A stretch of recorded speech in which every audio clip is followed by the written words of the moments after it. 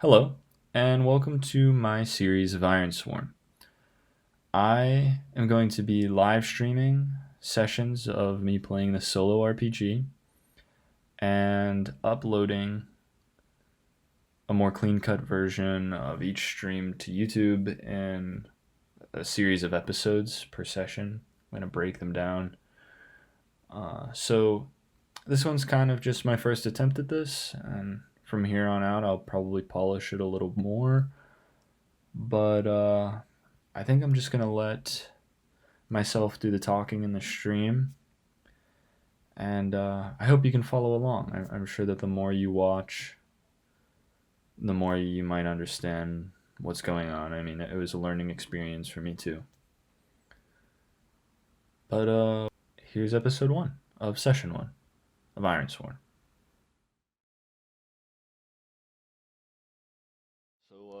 I think I'm gonna start this little mini series working through this game Ironsworn, which is a free to play solo or co-op RPG. And typically you would need a game master for this kind of thing, but this is a little bit experimental from the sounds of it, which might have led to why there's a free version. No game master needed. It's just me and a table of random events, names, characteristics. So they pretty much replace a game master with some tables and some dice. And I'm still learning how it works. I've got a co-op campaign set up that I'm about to play, but it's probably not going to start until Sunday, and I doubt I'm going to record any of it. So I figured I'll play the solo version as I learn how to play beforehand. You know, mess around and screw up on my own time rather than in my co-op game. I am learning as we go. You know, I have a general idea of what this game is and how it's played, but I'm sure we're going to hit some roadblocks. That's why I've got the rule book open right here. So as a short introduction, before we get into things, Ironsworn is a solo RPG. It is based in fantasy, but the rules itself give you these tools to create the depth of that fantasy. So maybe you don't want dragons and magic. You want it to be a little more realistic. You know, you could make this like Skyrim. You could make this like The Witcher. You could make this like real life. Like maybe it's just medieval Dark Ages and accurate to history. They give us a map to get started with descriptions of all these regions. And of course, it could be redesigned, but since this is my first playthrough, I'm going to leave it as is. Now these markers you see here on the map are all randomly generated locations full of, they will be full of randomly generated characters, creatures, interactions. And to keep track of it all, we have a journal. So a lot of this is going to be me typing away at this journal because that's what makes things final. You know, if I was just talking and playing, I don't feel that there's really any like concrete finalization to anything I'm about to do or say. So every now and then, maybe once we complete something, get to like a benchmark of progress, you'll see me go into this journal here and just type out a few things so that we can look back on this once I'm at the end of my journey and see everything that we've done. So let me get into the history of our world. So, we have the Truths of the Ironlands. Now, this is a little compendium of facts and like key points about my version of this world as I wrote it from the rulebook that gives you kind of a background and tone on exactly what my type of fantasy is here. So like this is what I'm saying. Is it like Skyrim? Is it like The Witcher? Well, you can see it right here. So I'll quickly go through the important things here. Um, First of all, the Ironlands, this continent you see here, is it's new to humans in the game. Man only arrived on this peninsula uh, 2 or 3 generations ago. They fled from the old world, and our rulebook gives us a bunch of reasons on why that may be. I simply chose that a plague moved across the old world, and it started to destroy livestock and crops. So, to avoid starvation, everyone that was left alive that didn't show symptoms or wasn't killed or forgotten, like abandoned really, they all got in boats. They sailed off for a month. A ton more people died, either of starvation or of the plague. And then they found this place. And it's called the Ironlands because it's the first interaction humankind has had with iron. They find scattered across this peninsula, they find artifacts, they call them. They're these giant pieces of armor, giant helmets, or weapons, like maybe a giant sword sticking out of the ground, that might be 6, 7 stories high. And after going through a plague, losing a huge chunk of their population, the religion of these people was being like heavily questioned. It's like pretty much as they abandoned their old world, they also abandoned their old gods, because what god would have brought such terrible plague and misfortune onto its people? Well, upon seeing these giant artifacts, these giant weapons and pieces of armor, they start to believe that they have found new gods in this land. But it seems like they haven't been here for a long time. And it's determined that the Ironlands were a battlefield for gods, for ancient gods, and they had the godly ability or possession of what they label as iron, and the only way to get it is to mine it from these giant artifacts. So it becomes super valuable, and these artifacts become super valuable. And there becomes this conflict between the religious people that want to protect the artifacts and the like war and conflicting people that want to mine it for its resource. So you have these settlements that begin to be set up, and cities and towns they turn into around these artifacts to either protect them or mine them. And well, we've only got 4 settlements marked down so far, but we'll generate more as we go, because this map is in the perspective of our character's knowledge. So this might be all our character knows right now. So let me get into my character. Vidarna. Vidarna was widely randomized by rolling some dice.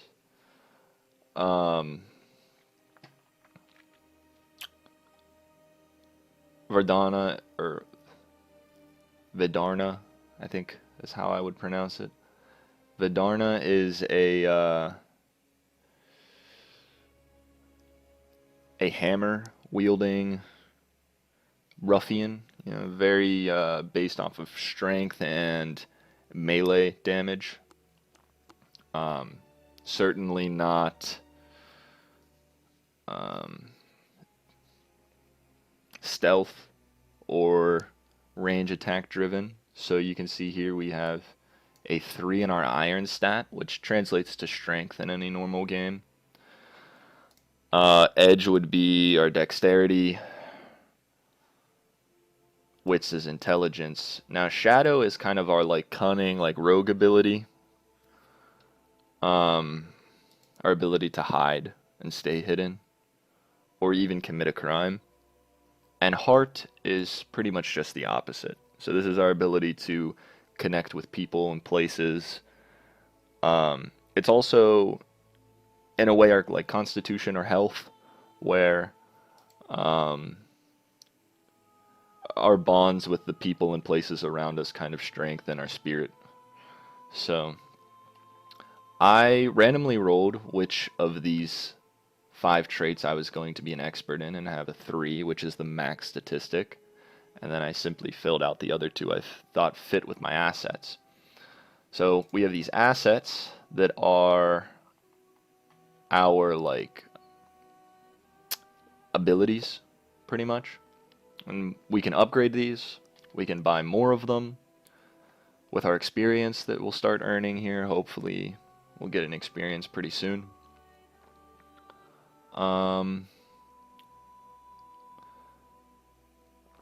So let me take you through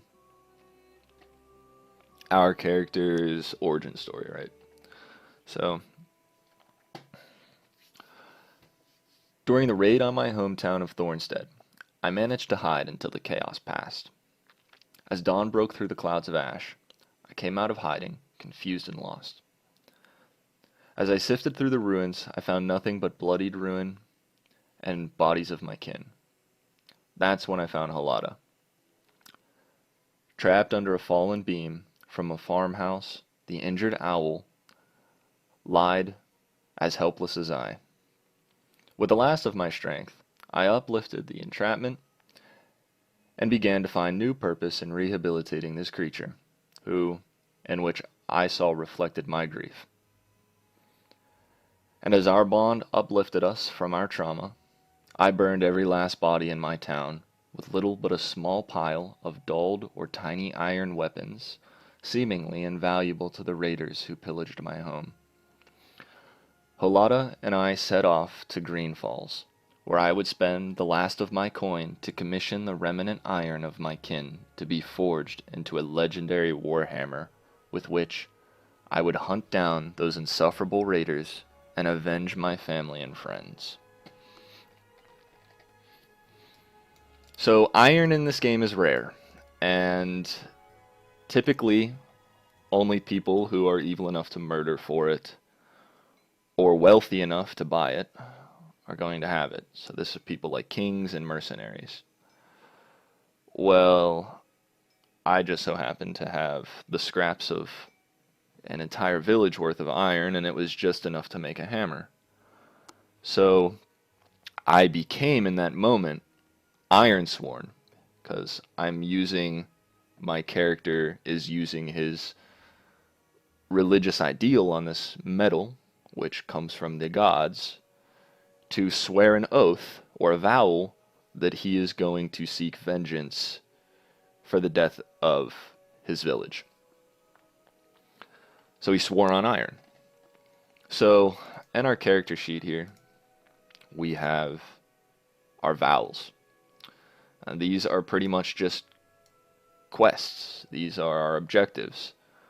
But these are things that I have, before we started, sworn upon that I will complete. So this is our goal, right? It is to avenge my slaughtered kindred of Thornstead. And it is an epic goal, so that's the max difficulty. We'll get the most experience for it. It's kind of my purpose of setting out as an adventurer. And hopefully, when it's done, I'll be close to retiring as a character, meaning that I will have gained all 30 experience there is to make. I will sign my journal, and I will retire. And we'll see what my overall score on the game was. Well, right now, my score is 1. I haven't even started, but my score is 1 because I have 4 bonds. and that is what our score is based off of. So there's 4 little lines. Each line is 1. So when we get 4 lines, that's 1 point. So we can take a look at my bonds. Right now, I have a bond with Thornstead. Obviously, it's the place I grew up. We have a bond with Hullata, my loyal companion. Now, we also have a bond with this person named Lily Smithart, who, according to the random table I rolled on, is a blacksmith, which was perfect because I needed a warhammer commission for me. So I wrote in that this was the blacksmith of Green Falls who gave me lodging until I got back up on my feet, as she made me my warhammer, whose name is Bayara. And then there's Sidon Bartermore, and or Sidon. I kind of like Sidon more. Sidon Bartermore, and Sidon is the second bond I made on my journey. So as we can take a look on the map here, number 1 marks where Thornstead used to be. It's now just ruin. Number 2 marks where Green Falls is, where I met Lily. I guess I traveled downriver to number 3, Newstone, where I met Sidon. And Sidon was a shopkeeper. In fact, to keep note of that, I'm going to add under our Newstone entry here, I'm just going to put a little note to see Sidon under my bonds. In case I ever return there, I'll have a note that, hey, like, I know someone in this place, in case I forget, because this is going to fill up pretty quickly. So, in Whitewood, my character helped Sidon intercept a caravan of supply that she needed. And then I kept heading south, and I feel that my character's probably just wandering this area, this continent, or this country even, known as the Havens. I'm pretty much probably just searching for any sign of the raiders that might have been the ones that destroyed my home. So everything we do, every action we take is probably going to be towards one of these 2 goals. Probably towards my long-time goal, my vengeance goal, because you know, like another quest that I might have might just be to get money or knowledge to help me in the underlying quest. So I kept heading south to the town of Whitewood. And since we're going to be spending a little bit of time here, I'll read the full description for you. The vast crop fields of Whitewood bear a surplus of grain and foodstuffs for the surrounding settlements, making them a valuable partner of trade. This is something they depend on greatly, for Whitewood bears little more than, if not from exports, whilst the dreaded forest of Savala, from which unnatural beasts ascend onto the town, but from which the town gets its iconic white wood. So, Whitewood, number 4 here on our map, is just a small settlement, but surrounding it is a huge agricultural region where a lot of the food that might be grown for other places, such as Newstone, which isn't too far away, they're shipped out and sent from.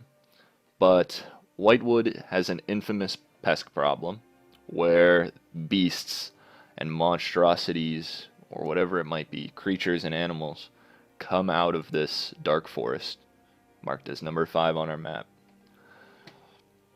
So, it was while I was in Whitewood that I stumbled across a tavern where I went to stay the night, maybe in an inn. And this is going to be our first quest. This is what's going to kick us off into the game. So, on my way through the agricultural region surrounding the small stead of Whitewood, I came across a drunken herder in a local tavern. As I listened from across the bar, I heard his tale of a winged spider he saw pick up his prized heifer. The locals around him laughed and shook off Pendry's drunken visions, but after speaking to him myself, Pendry offered good coin to solve his bug problem, and a bonus to prove it to these bar stools. I'm convinced there's more to this than a bottle of ale. So, this is where we're at now. We're in Whitewood, probably waking up in the morning, leaving the tavern, and we're about to set off and hunt this alleged winged spider, which no one has ever heard of. And it is a crazy creature to have, but it was randomly rolled. So the cool thing about this game is that when you need to make something up or you don't know what to do next, you have all of these tables that you can randomly roll on, and it gives you all these different outcomes. There's even more over here for once we get into like the action. But I needed a creature, so well, actually, starting from the beginning, I randomly rolled Whitewood. I randomly rolled the name. I randomly rolled characteristics about the town. So we've seen here that it is expansive, fertile, and wild. I randomly rolled an issue in Whitewood, and that issue was, I think that the game might have said something such as it was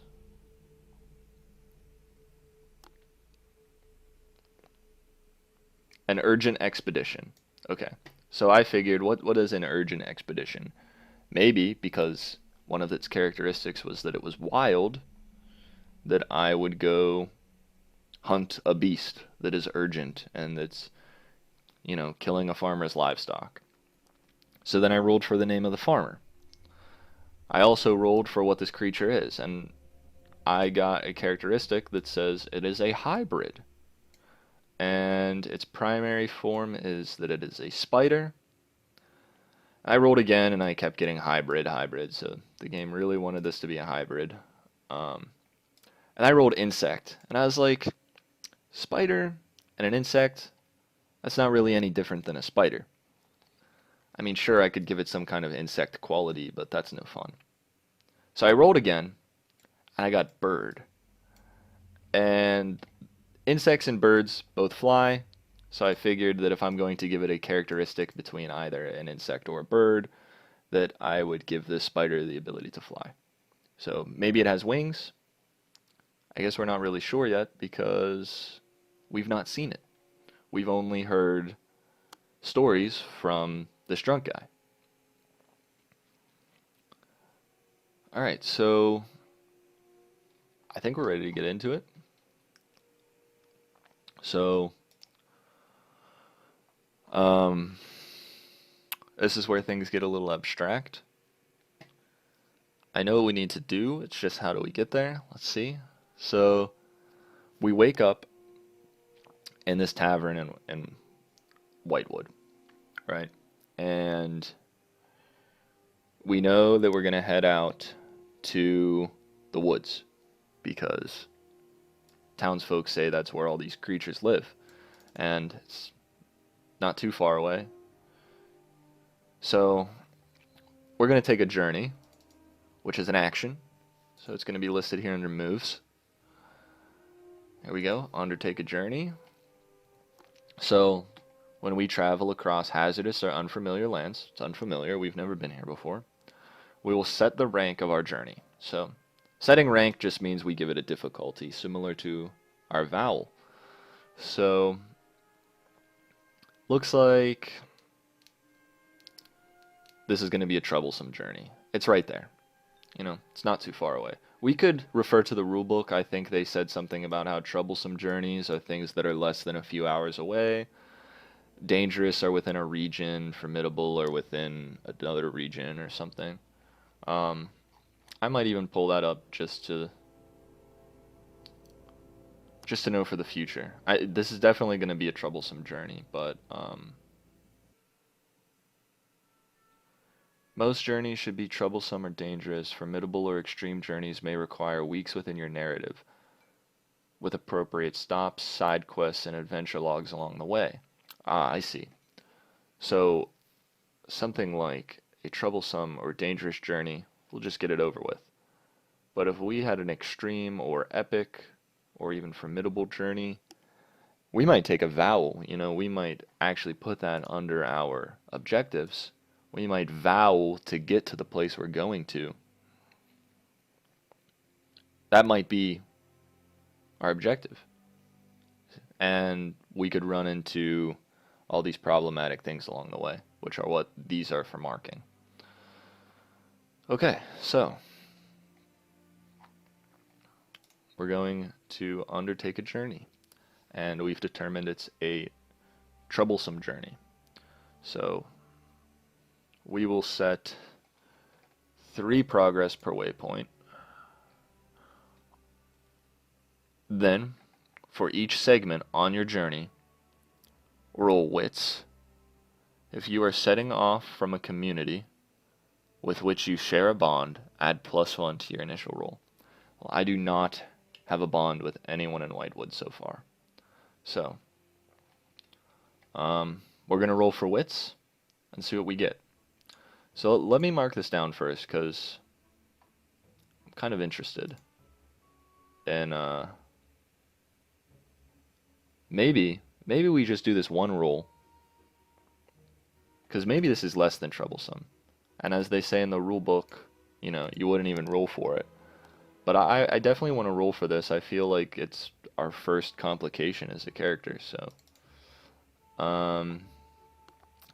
So it said roll wits, so we'll come over here to our wits value, and we're going to roll, and, this is our chance that if we had that modifier of a bond in Whitewood, we would add 1, but we don't, so we're going to keep it 0. We're going to submit. So we see our dice come out here. We got a 4 and 2 3s. That's crazy. Right off the bat, we got doubles. So we have an opportunity here. I am going to open up the rulebook. This probably isn't very good for example's sake, because we have something crazy about to happen. Okay, matches. Here we go. Matches. When you roll for a move, you should be on the lookout for a match on the challenge dice. In cooperative and solo play, this is your trigger to add a twist, create a new complication, or otherwise mix things up. Something interesting, unexpected, or unusual happens.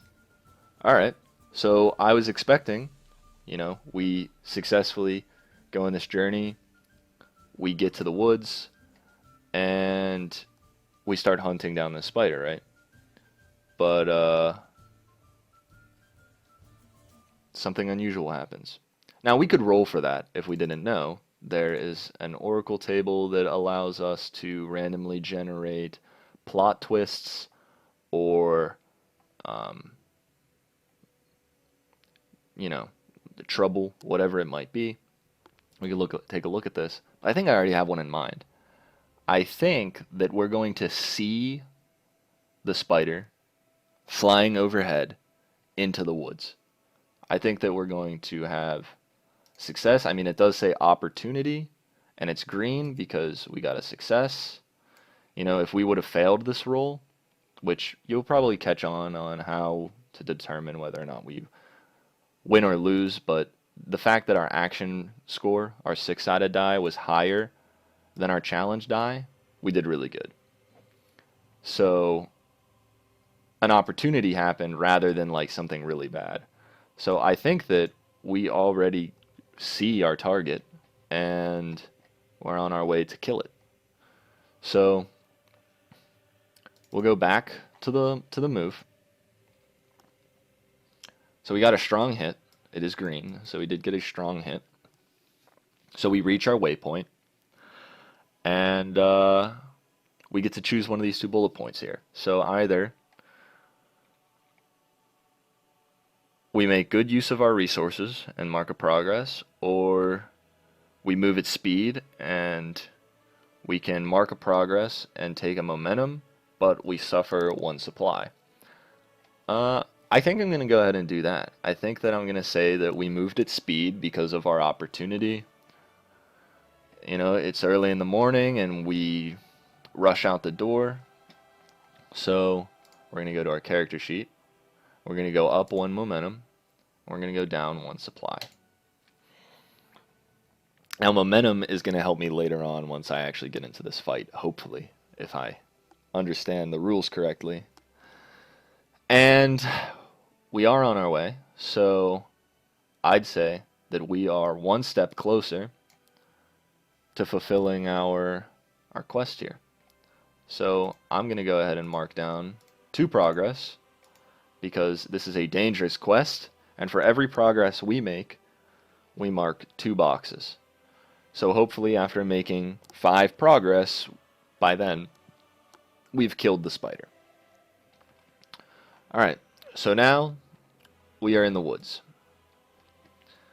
And this thing's flying overhead. Maybe we can't see it anymore, but we know we're headed in the right direction. And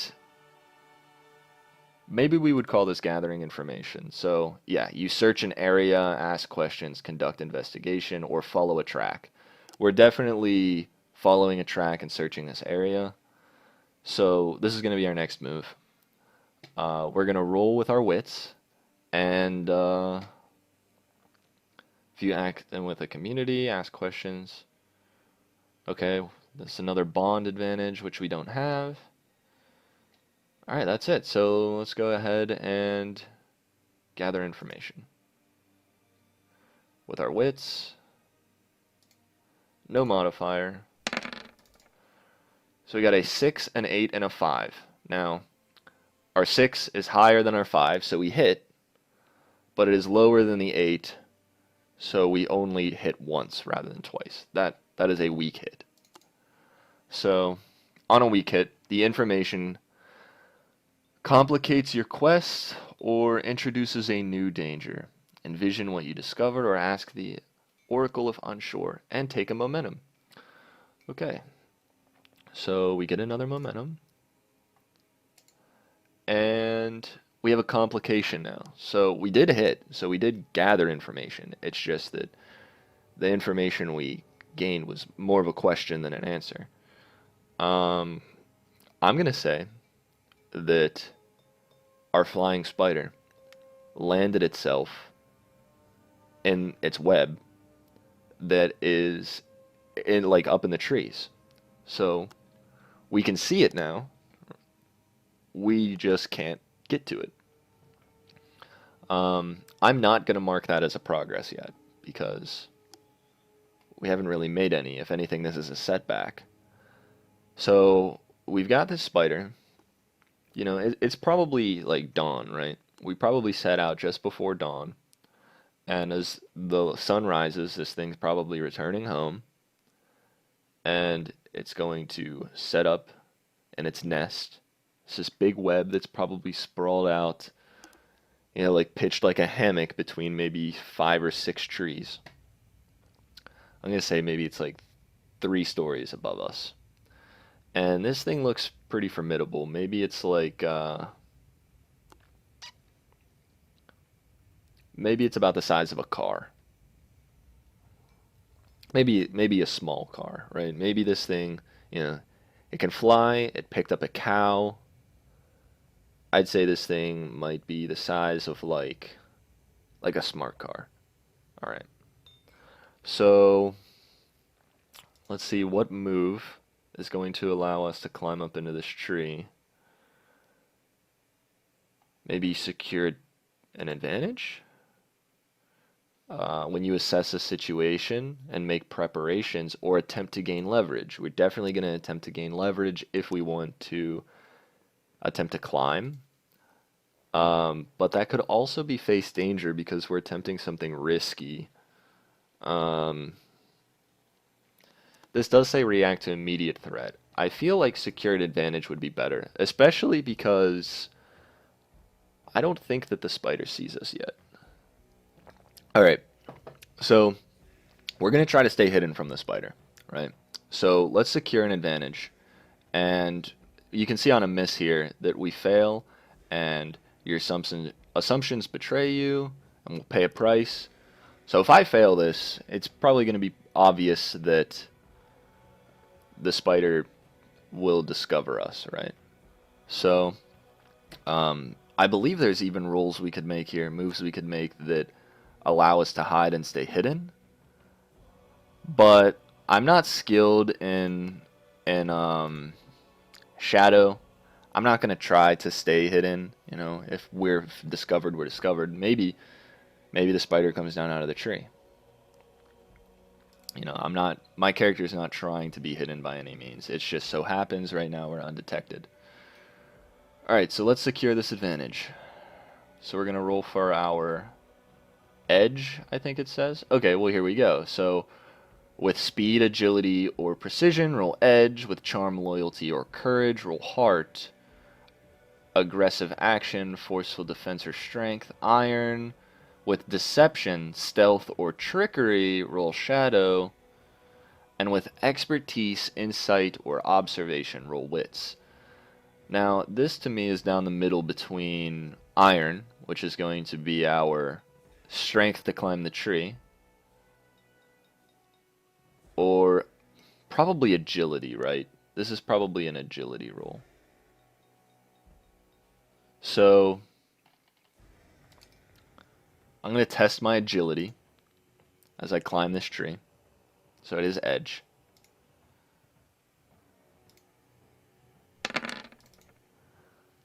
And we got a miss.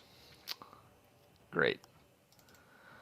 Alright, so on a miss, you fail, and your assumptions betray you. So our assumption was that we could climb the tree and attack the spider.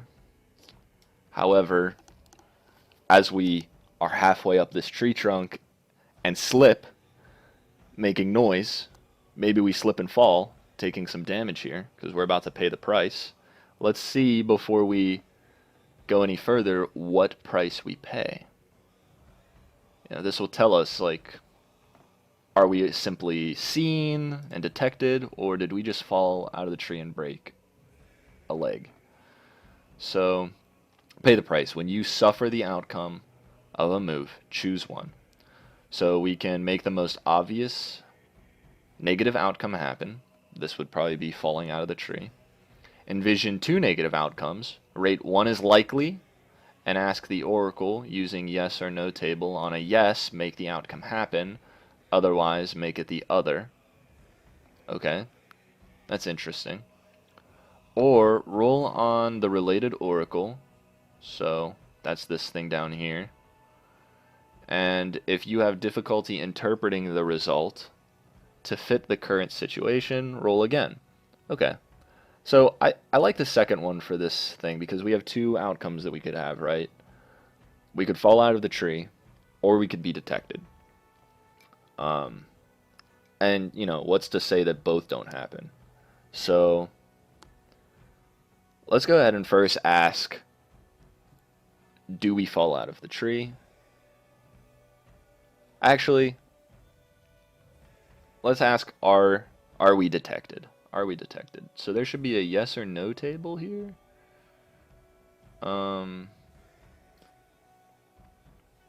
Which makes sense, right? Like,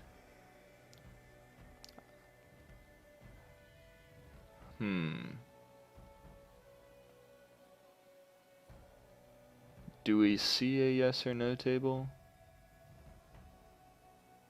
Because I did not know that was a thing. What we can do is we can roll, like, any dice, and an even number would be yes, and an odd number would be no.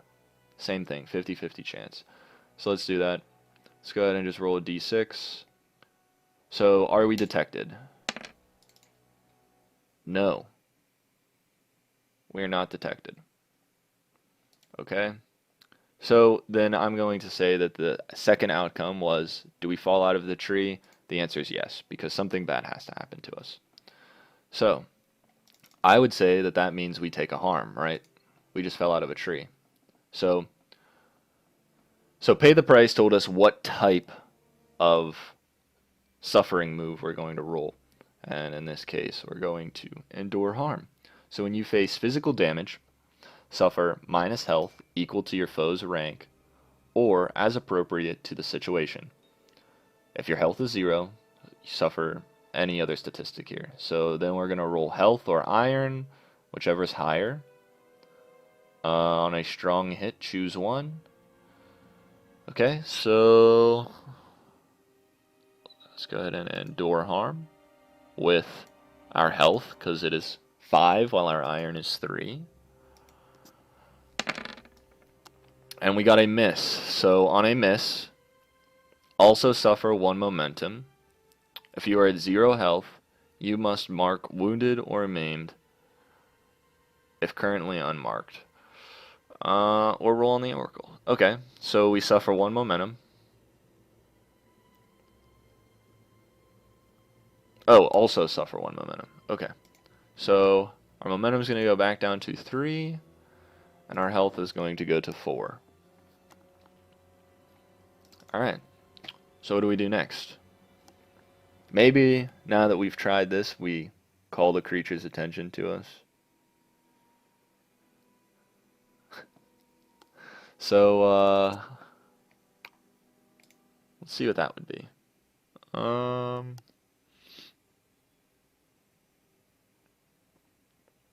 We could try to enter the fray. Enter combat, maybe, by pulling this thing down to us, or face danger. This might even be another secured advantage, right? Like, oh, it would definitely be compel. That's what it would be. You attempt to persuade someone to do something. So we're going to persuade this thing to come down and attack us. Okay. Yeah, let's try this. So, threaten or roll, or threaten or entice, we're going to roll for iron. Let's do that. Okay.